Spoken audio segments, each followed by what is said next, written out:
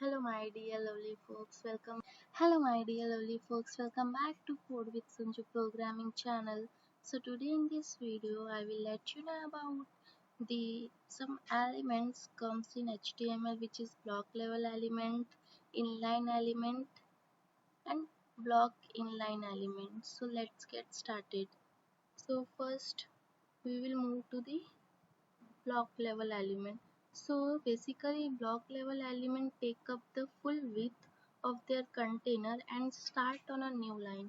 अब ब्लॉक से ही हम लोग समझ सकते हैं ब्लॉक का मतलब क्या बता रहा है कि वो एरिया को कुछ ब्लॉक कर दिया है। तो वैसे ही अगर हम यहाँ पे कोडिंग में देखेंगे तो मैंने कल आपको टैग्स के बारे में बताया था, HTML टैग्स के बारे में, p tag, h1 tag, anchor tag, फिर उसके बाद अपना इमेज टैग हो गया और बहुत सारे टैग्स थे, ठीक है।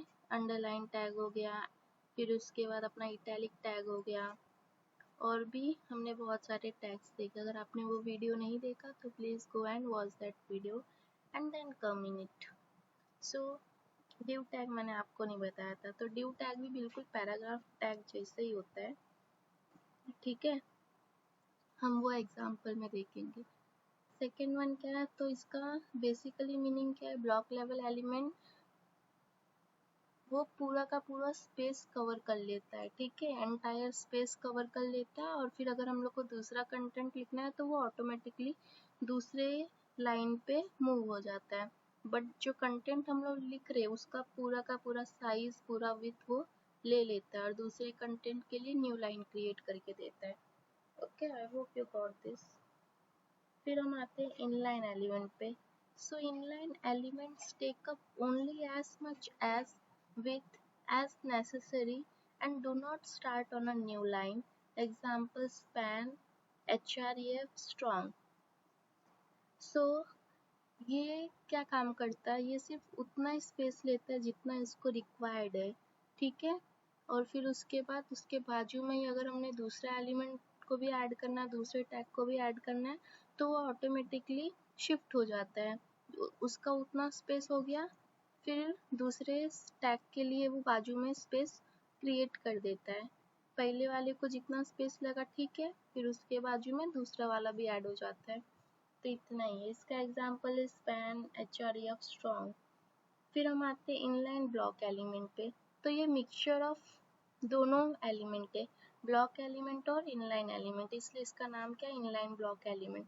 सो inline block element combine characteristic of both inline and block element. अब ये कॉम्बिनेशन है दोनों एलिमेंट का। ये do not start on a new line, ये न्यू लाइन पे स्टार्ट नहीं होता है। Respect with and height setting. अभी हमने जो इनलाइन एलिमेंट देखा था उसमें क्या हम लोग ने किया था, इनलाइन एलिमेंट में उसको जितना स्पेस चाहिए वो उतना स्पेस ले लेता है, उसके बाजू में दूसरा वाला एलिमेंट ऐड कर देता है। बट इनलाइन ब्लॉक एलिमेंट में हम लोग खुद से हमको कितना हाइट देना है, कितना विड्थ देना है, हम उसके अकॉर्डिंग सेट करते हैं हाइट और विड्थ। ये हम CSS में देखेंगे, बट आपको थोड़ा सा मोटा अंडरस्टैंडिंग के लिए एग्जाम्पल में मैं आपको करके दिखाएगी, बट ये इसका टेंशन नहीं लेने का CSS का, ये आगे देखेंगे, ये छोटा सा एग्जाम्पल के साथ समझ जाएंगे। तो allow other element to sit beside them. So इसमें इनलाइन ब्लॉक एलिमेंट में हम लोग टैग को टारगेट करके उसका हाइट और विड्थ अपने अकॉर्डिंग दे देंगे। उसके बाद लेट से अगर मैंने 100 पिक्सल हाइट, 100 पिक्सल विड्थ दिया तो वो एलिमेंट का उतना स्पेस क्रिएट हो गया। अब उसके बाजू में अगर मुझे दूसरा टैग यूज़ करना है तो वो टैग ऐड हो जाएगा ऑटोमेटिकली। लेट से मुझे अगर स्पैन टैग ऐड करना है तो उसके बाजू में ऐड हो जाएगा। अब हम प्रैक्टिकल से देखते हैं। तो यहाँ पे मैंने ऑलरेडी क्रिएट करके रखा है, ठीक है। चलो मैं आपके लिए फिर से इसे लिख देती हूँ। तो पहला हमने क्या देखा था, ब्लॉक एलिमेंट देखा था, तो मैं h1 के अंदर ही लिख देती हूँ ब्लॉक एलिमेंट एंड यहाँ पे h1 टैग दे देती हूँ। फिर दूसरा इसका एग्जांपल क्या हो सकता है, मैंने डिव बताया था, तो डिव भी बिल्कुल कैसा काम करता है, पैराग्राफ जैसे काम करता है, बट ये SEO के लिए SEO रीड के लिए अच्छा रहता है, जैसा वो इजीली अंडरस्टैंड कर लेगा कि चलो अच्छा ये डिव टैग है, मतलब इतना स्पेस इसने कंटेन किया है, ठीक है। तो इसके अंदर मैं लिख देती हूँ दिस इज div टैग, और यहाँ पे मैं लिख देती हूँ div, और उसके बाद क्या ले सकते हैं, पैराग्राफ का भी एग्जांपल ले सकते हैं, दिस इज पैराग्राफ। आपको पता ही होगा कि ये फाइल कैसे क्रिएट करते, नहीं पता तो फिर मैंने पिछले वीडियो में बताया, सो आप वहाँ जाकर चेक कर सकते हो। अब मैं इसे रन करती हूँ, तो यहाँ पे जाके स्टार्ट डिक्लिंग भी कर सकते हो, और राइट क्लिक करके ओपन विथ लाइव सर्वर भी कर सकते हो। So here you can see, मैंने जैसा आपको बताया था कि हमने कंटेंट तो इतना ही लिखा था, तो ये इसके बाजू में भी तो आ सकता था ना, दिस इज div टैग इसके बाजू में भी शिफ्ट हो सकता था, बट नहीं हुआ। क्यों नहीं हुआ?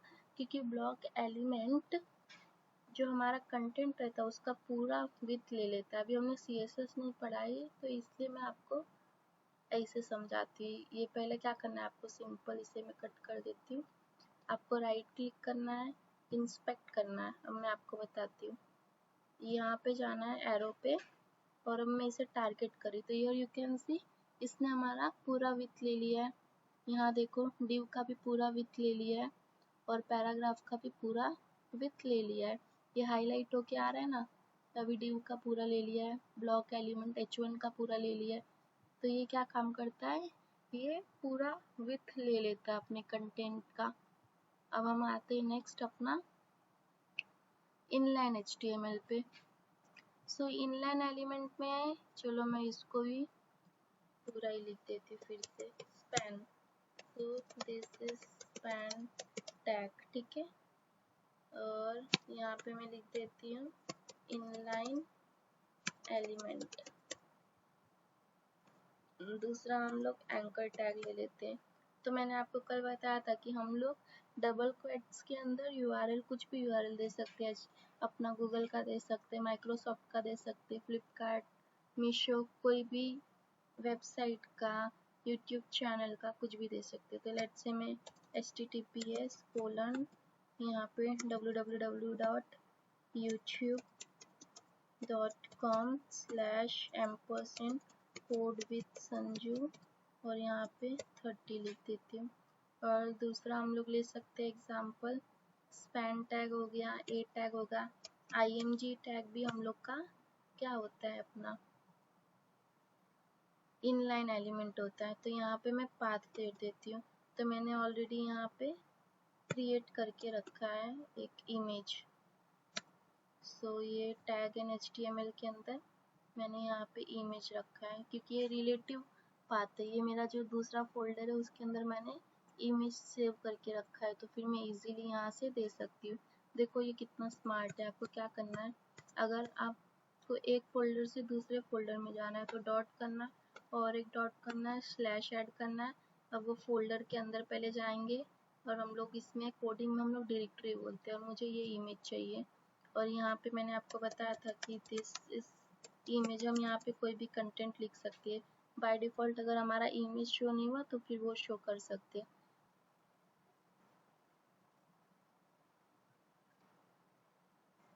तो यहाँ पे मैंने हाइट भी दे देती हूँ और विड्थ भी दे देती हूँ। अब मैं इसे क्या बोलते हैं, रन कर लेते हैं। तो यहाँ पे देखो बाजू में मेरा और एक लिंक रेडी हो गया। तो अगर मैं इस पर क्लिक करती हूँ तो ये बाय डिफॉल्ट मेरा यूट्यूब चैनल पे रीडायरेक्ट हो जाएगा। ओके, सो अभी ये इनलाइन एलिमेंट क्या काम किया, इनलाइन एलिमेंट ने उसको जितना स्पेस चाहिए था एक एलिमेंट के लिए उसने उतना स्पेस लिया, ठीक है। यहाँ पे देखो ये इतना स्पेस पहले वाले टैग के लिए लिया, स्पैन टैग के लिए। स्पैन टैग क्या काम करता है, उसको जितना विड्थ रिक्वायर्ड रहता है उतना ही वो विड्थ कंसिडर करता है, फिर उसके बाद उसके बाजू में वो दूसरा एलिमेंट भी ऐड कर देता है। अभी देखो इसके लिए इतना सेकेंड, ये अपना जो सेकेंड एंकर टैग था उसके लिए इतना विड्थ इसने लिया, स्पेस लिया। फिर अपना लास्ट में क्या, इमेज, इमेज के लिए इसने इतना स्पेस लिया, क्योंकि इमेज का हम लोग ने हाइट और विड्थ सब डिफाइन कर दिया था। तो ये हो गया अपना इनलाइन एलिमेंट। अब हम जाते हैं इनलाइन ब्लॉक एलिमेंट की ओर। So move to inline block element. तो यहाँ पे मैंने कुछ स्टाइल अप्लाई करके रखा है। तो इनलाइन ब्लॉक एलिमेंट में मैंने आपको क्या बताया था कि हम लोग ये मिक्सचर है, ये कॉम्बिनेशन है अपना ब्लॉक एलिमेंट का और इनलाइन एलिमेंट का। तो ये दोनों मिक्सचर को मिला के, कॉम्बिनेशन को मिला के हमारा क्या रेडी हुआ है, इनलाइन ब्लॉक एलिमेंट रेडी हुआ है। तो उसमें हम लोग क्या कर सकते हैं, अभी अपने इनलाइन एलिमेंट में तो हमने हाइट विड्थ नहीं दिया था, उसने अकॉर्डिंग टू कंटेंट उसने उतना विड्थ लिया, फिर उसका वो हो गया तो उसके बाजू में उसने दूसरे कंटेंट को भी शिफ्ट कर दिया, फिर उसने उतना विड्थ लिया जितना उसको रिक्वायर्ड था और उसके बाजू में उसने तीसरा कंटेंट अपना ऐड कर दिया। बट इसमें इनलाइन ब्लॉक एलिमेंट में हम लोग खुद से मॉडिफाई कर सकते हैं कि हमें कंटेंट का विड्थ और हाइट कितना देना है। तो अगर मैं इसे, चलो इसको मैं भी कट करती हूँ एक टाइम के लिए। तो हमारे CSS HTML में क्या होता है, एक क्लास और आईडी भी होता है, वो मैं आपको नेक्स्ट वीडियो में बताऊंगी। बट ये वीडियो में सिर्फ आप लोग यहाँ पर देखो। अगर मैं इसे कट कर देती हूँ, ये पूरा कट कर देती हूँ, अभी हमारा क्या बन गया, ये हमारा नॉर्मल HTML बन गया, ठीक है। ये हमारा क्या बन गया, नॉर्मल HTML बन गया है। अभी मैं इसको ऐसे ही रन करती हूँ तो आउटपुट हमारा कैसा आएगा, ब्लॉक एलिमेंट के फॉर्म में आएगा, क्योंकि ये div टैग है। तो div टैग क्या होता है, अपना ब्लॉक एलिमेंट होता है, वो पूरा का पूरा स्पेस ले लेता है।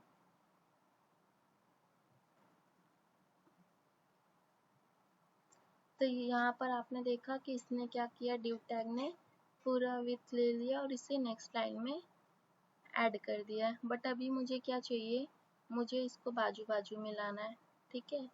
तो ये मुझे ऊपर नीचे नहीं चाहिए, मुझे अपने हिसाब से कंटेंट का हाइट और विड्थ डिफाइन करना है, कंटेंट को मुझे बाजू में लाना है, साइड बाय साइड। तो इसको हम ऐसे ही क्लोज कर देते हैं।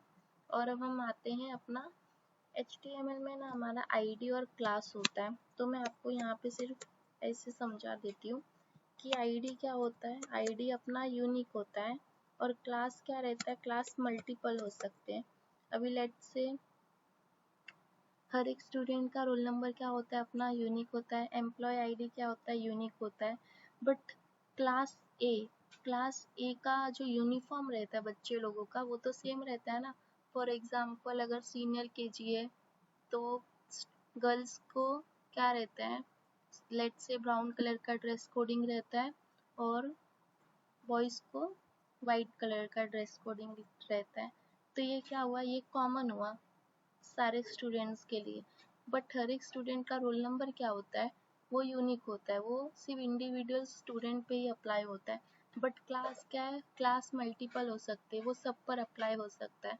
अभी जैसे मैंने बताया कि स्कूल यूनिफॉर्म क्या होता है, सबका सेम रहता है, हर एक डिवीज़न का, हर एक क्लास के स्टूडेंट्स का। जैसे बॉयज़ का अपना वाइट हो गया, गर्ल्स का अपना ब्लू हो गया। तो वो क्या होता है, मल्टीपल अप्लाई हो सकता है, क्लास मल्टीपल अप्लाई हो सकता है, बट आईडी ओनली यूनिक होता है। तो आपको आई होप ये समझा होगा। सो हम लोग क्या काम करते हैं, क्लास एट्रीब्यूट होता है। तो यहाँ पे हम लोग कुछ भी नाम दे सकते हैं। div टैग के अंदर मैंने क्लास एट्रीब्यूट क्रिएट किया और उसकी वैल्यू, एट्रीब्यूट क्या होता है, एलिमेंट क्या होता है, ये मैं आपको नेक्स्ट वीडियो में बताती हूँ। बट आपको यहाँ पर अब इतना तो समझ गया ना कि क्लास क्या है।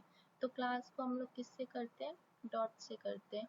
बट यहाँ पे मैं पहले नाम लिख देती हूँ, लेट्स से इनलाइन ब्लॉक, सबको सेम क्लास दे देती हूँ, इनलाइन ब्लॉक। और इसको कॉपी करके ये दोनों में भी सेम पेस्ट कर देती हूँ, सेम अप्लाई कर देती हूँ, यहाँ पे भी same equals to, and then ये हो गया मेरा।